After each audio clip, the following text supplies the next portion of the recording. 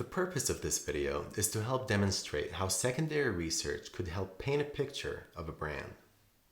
The data collected through secondary research can help paint a picture or tell a story to help direct our research. Due to how inexpensive it is, at least when compared to primary research, secondary research can save us precious hours and money before digging into surveys and focus groups. I chose Patagonia mainly because I've been impressed with their brand. I like their simple branding and their commitment to the social cause. But I also wanted to learn more about why they are so far ahead of their competitors. They're just simply more successful. I started by looking at their website. In the About Us section, it states that Patagonia is a designer of outdoor clothing and gear for the silent sports, climbing, surfing, and so on.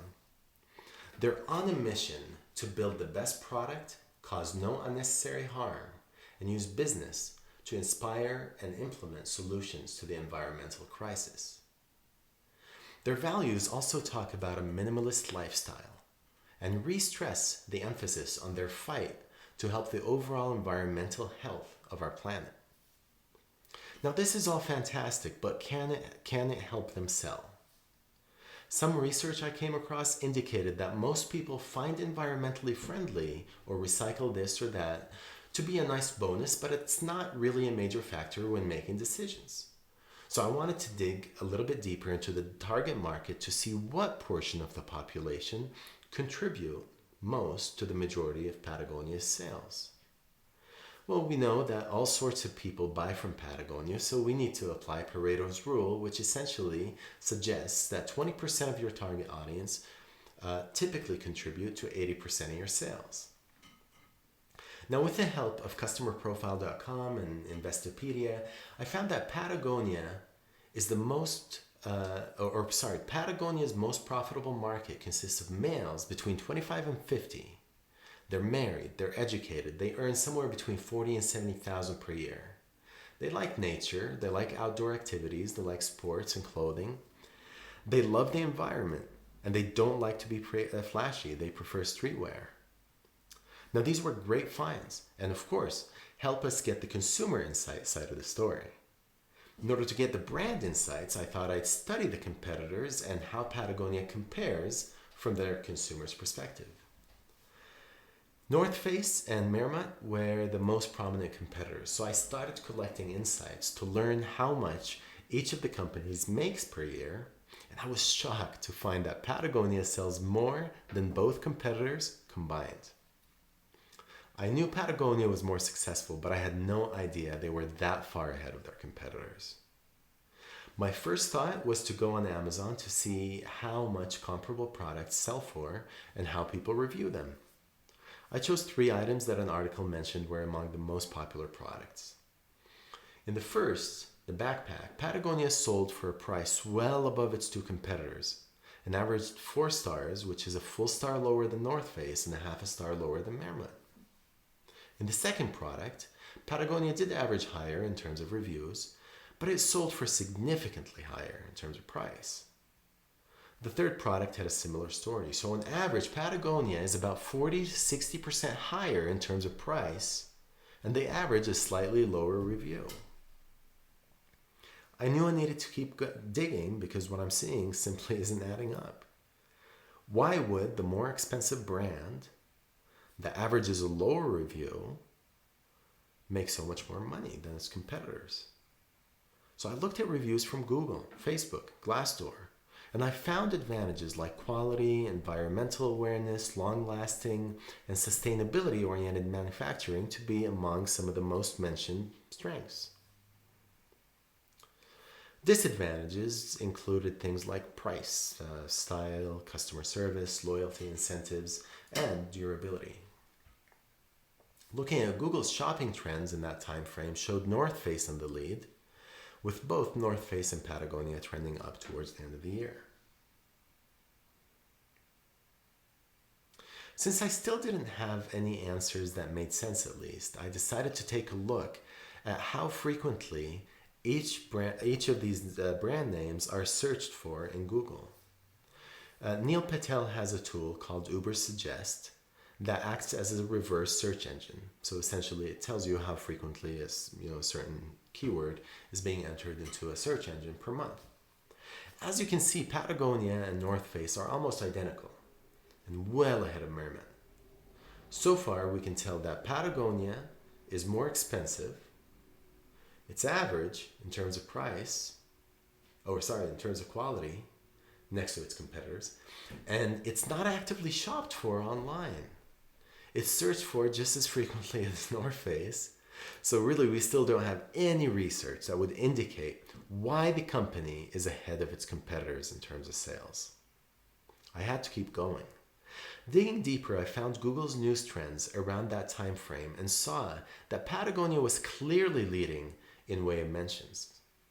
Social mention also suggested that Patagonia is the strongest in terms of overall sentiment, and their tweets are most frequently getting retweeted.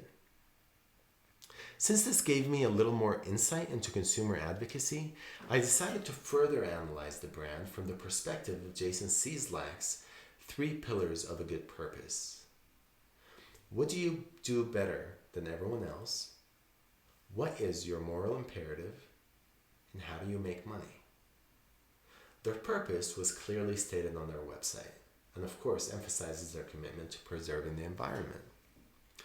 Perhaps Patagonia learned that loyalty among fashion brands is really not a thing.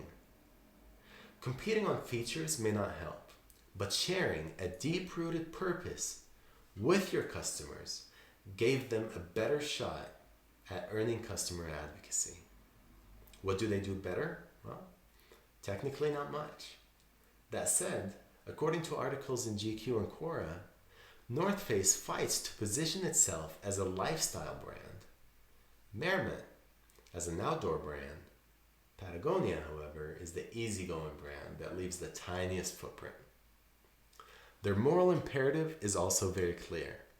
Best product with the tiniest footprint. Clearly, they are making money, as we discovered earlier. An article on Forbes estimated Patagonia's founder's net worth at $1 billion. So how do they communicate that? A Naked Brand segment talked about their transparency in the Footprint Chronicles, where they tell customers right on the product page of their website the good and the bad that goes into manufacturing products. Realistically, the majority of customers don't have a point of reference. They don't have a clue. They don't understand how Patagonia's manufacturing compares to everyone else's. But seeing this transparency would likely signal that they are tracking waste and they are doing their best to improve their production. Their social media presence looks amateur, but it's very committed to their purpose. This is another social media post. This one's from Instagram. In an ad, they suggested to customers not to buy a given jacket and encouraged them to reduce, repair, and reuse their clothes. In a magazine spread, they featured an invitation to an evening with their surf ambassador, who helped them clear plastic from the sea. In the 2018 Outdoor Retailer Conference, Patagonia's booth was about the size of both these competitors combined, a signal of their dominance to the retailers who will most likely be responsible for a large chunk of their sales. Their nonprofit organization, 1% for the Planet, boasted a history of Patagonia's contributions, totaling over $78 million. Using a tool called AnswerThePublic.com, I typed in the 3 brand names to see how people use these names in sentences. When searching on Google, the results were very interesting and very much in line with what we're seeing here. When people search for Merriment and North Face, the searches are seemingly transactional, asking about features like, are North Face coats waterproof, or are Merriment backpacks good? A question that you would ask a salesperson before making a purchase. Transactional. When people are searching for Patagonia, however, they're asking about how Patagonia got started, how Patagonia got its name. Questions that you would ask a potential friend or a partner. The results are not really very surprising, considering Patagonia's emphasis on the story rather than features. According to redtag.com, hashtag Patagonia is retweeted an average of 13 times, whereas North Face or Merma aren't being shared. Patagonia's investment in their story worked. They relentlessly persisted in communicating the same message that they were able to create an army of loyal brand ambassadors who have embraced Patagonia as an extension of their own identities. The sales, of course, followed. Interbrand, one of the world's most reliable websites on brand equity, stated that through purpose, they have seen brands created and grow in less time than ever before. They mentioned Patagonia as an example of a brand well represented by their employees and customers. I hope you enjoyed this video. The level of accuracy and the reliability of the sources in this research aren't enough. But the idea is that by having enough information to understand the story, I may have a much more defined approach towards my primary research, which will help me complete my story and increase my confidence in the results. Spending a few hours gathering data requires persistence and resilience. You need to be scrappy. But it could prove to save you so much time and so much money, and help set you up for a stronger research report.